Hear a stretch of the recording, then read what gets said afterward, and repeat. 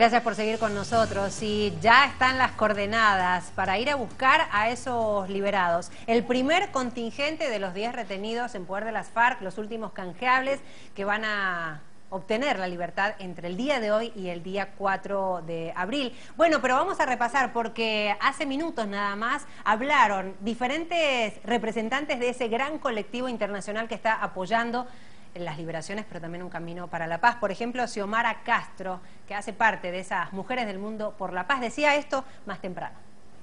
2 y el 4 de abril, a 10 hombres retenidos por la guerrilla de las FARC, tal y como lo había anunciado anoche Piedad Córdoba. Vamos a tratar de repasar el testimonio de Xiomara en un momento. También habló Rigoberta Menchú, recordemos, más temprano. Están apoyando todo este proceso, no participan de manera activa, pero sí apoyan ese clamor colombiano, pero también latinoamericano, por un camino abierto y real hacia la paz. Esto decía Rigoberta Menchú. Definitivamente aquí estamos porque tenemos que estar aquí, porque estamos con Piedad Córdoba, porque estamos con la paz en Colombia, porque nuestra misión es humanitaria y nada nos debe impedir esa misión. Es decir, los organismos de derechos humanos deben estar aquí presentes y deben vigilar uno a uno los pasos de la paz firme en Colombia.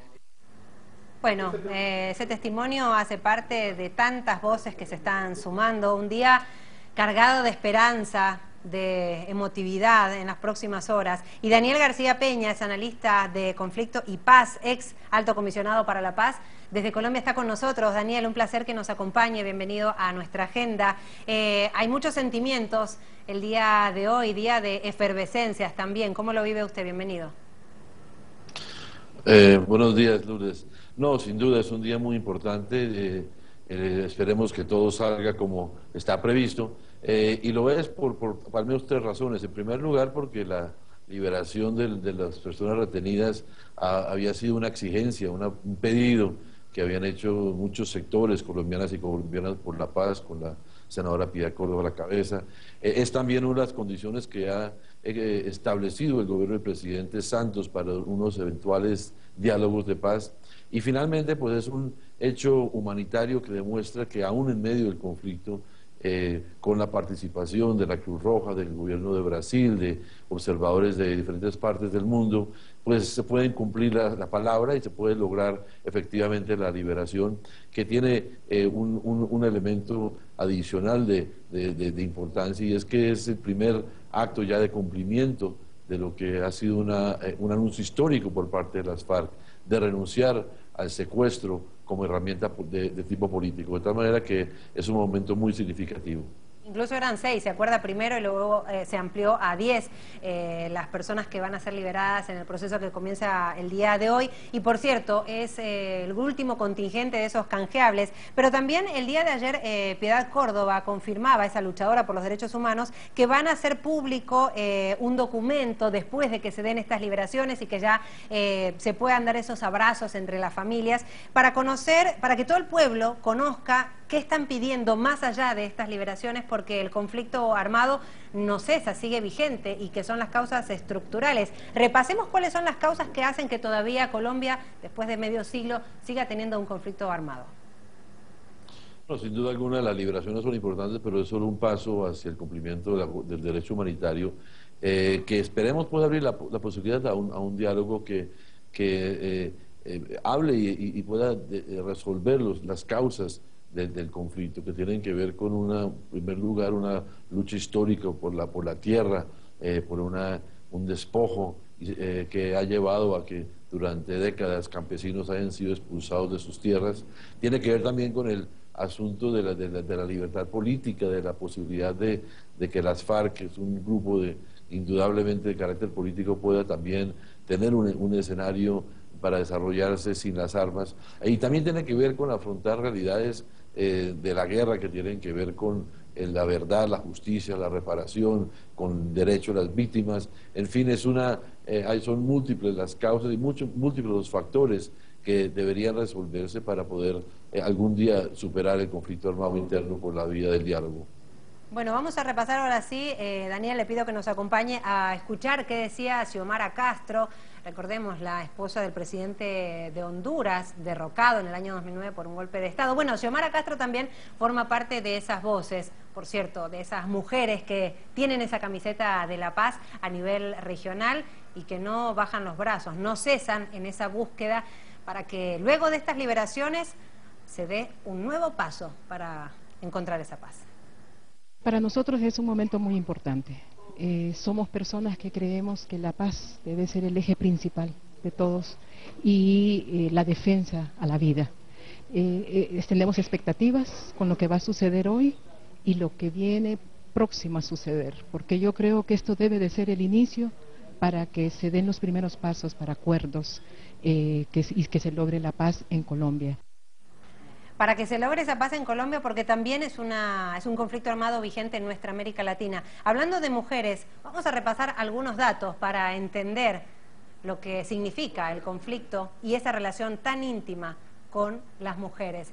Cerca del 80%, es decir, 8 de cada 10 personas desplazadas en Colombia son mujeres, niñas o niños. Según el informe de la Comisión de Seguimiento a la Política Pública, se dice que 4 de cada 10 familias tienen una jefatura de hogar femenina, es decir, son jefas de hogar. Y hay otro dato, que cerca de 7 de cada 10 cabezas de familia son mujeres y encima están solas.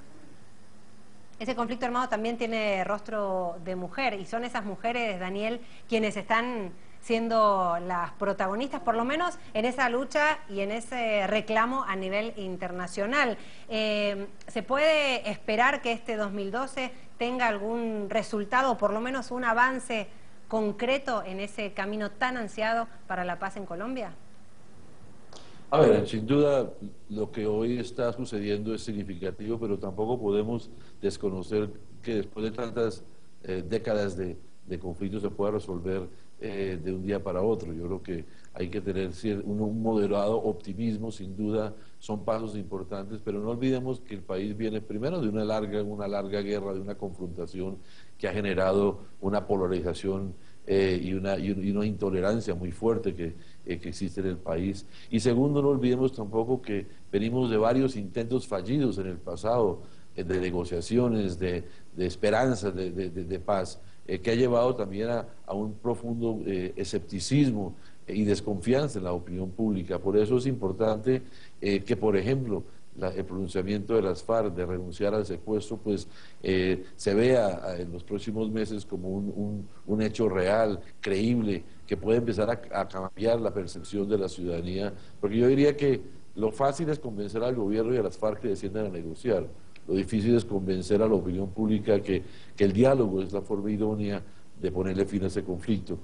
Por ello, estamos optimistas, creemos que las liberaciones son fundamentales, pero tampoco deberíamos generar falsas expectativas, porque sin duda el camino hacia un diálogo, hacia una posibilidad de negociación, aún tarda un poco, y creo que en eso debemos tener algo de paciencia para que no volvamos a repetir frustraciones del pasado.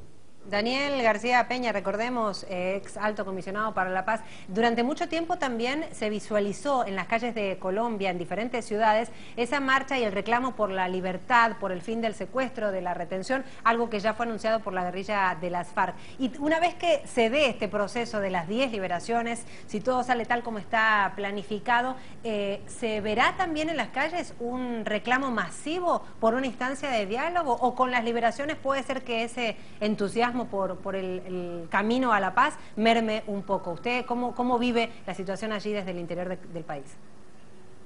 No, yo estoy convencido que el fin de la guerra o la paz, la superación del conflicto armado es el gran anhelo de la gran mayoría de los colombianos. Lo que sucede, como ahora decía, es que hay mucho escepticismo, que desafortunadamente esta no es la primera vez que la guerrilla renuncia al secuestro. En 1984, en los acuerdos de la Uribe, las FARC también rechazaron el secuestro y vieron después de ello unos años en la cual el secuestro se volvió una herramienta de lucha. Por lo tanto, pues hay mucho escepticismo, pero yo sí creo que si efectivamente en esta ocasión se ve que se está cumpliendo la palabra, que se ha superado esa etapa horrible para las familias colombianas, que es el secuestro y que es la retención durante, en algunos de estos casos son más de 10 años que llevan en las selvas de Colombia. Yo sí creo que es un paso fundamental hacia recuperar la confianza en la palabra, mostrar que los acuerdos se pueden cumplir gracias a la participación de la comunidad internacional y que debería también llevarnos a pensar en otros aspectos del derecho humanitario que deben acatarse, el fin del uso de minas antipersonas, la renuncia a que menores de edad participan en el conflicto. En fin, hay una agenda humanitaria inconclusa que, si bien el tema del secuestro, de las retenciones es fundamental, no es el único.